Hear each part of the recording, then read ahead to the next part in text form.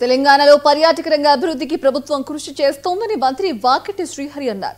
కొన్ని దేశాల ఆర్థిక వ్యవస్థ పర్యాటక రంగంపైనే ఆధారపడి ఉన్నాయని చెప్పారు. ప్రపంచ అందాలను తలదన్నే పర్యాటక ప్రాంతాలు తెలంగాణలో ఉన్నాయని చెప్పారు. వారంలో ఒక్క రోజైనా ప్రకృతిని ఆస్వాదించాలని సూచించారు.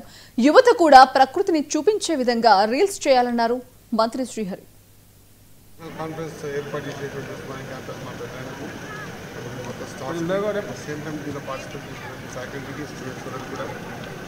తెలంగాణ రాష్ట్రం కూడా ఉవ్వెత్తున ఈరోజు ప్రపంచ అందాలని తలదన్నే విధంగా కూడా తెలంగాణలో కూడా టూరిజం ప్లేసెస్ ఉన్నాయి. కాబట్టి ఈ టూరిజం అవేర్నెస్ కోసం ఖచ్చితంగా వారం రోజులు మనంలో 6 రోజులు పనిచేసిన ఒక 2 రోజులు మనం ఖచ్చితంగా ఈ ప్రాంతాలను వీక్షించి ప్రకృతిని ఆస్వాదించే విధంగా కార్యక్రమాలు తీసుకోవాలన్న ఉద్దేశంతో టూరిజం కూడా ఎకనామీ పెరగాల 15 నుంచి 20% పెరగాలంటే ఖచ్చితంగా కూడా ఈ ప్రకృతి మనం ఇక్కడ కూడా చెప్తూ ఉంటాం. కొన్ని దేశాలు అయితే టూరిజం మీదనే డిపెండ్ అయి బతుకుతూ ఉన్నాయి.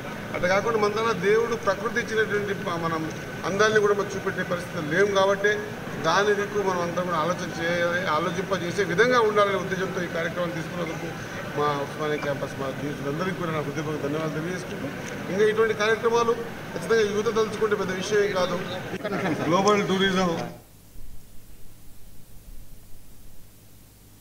రంగారెడ్డి జిల్లా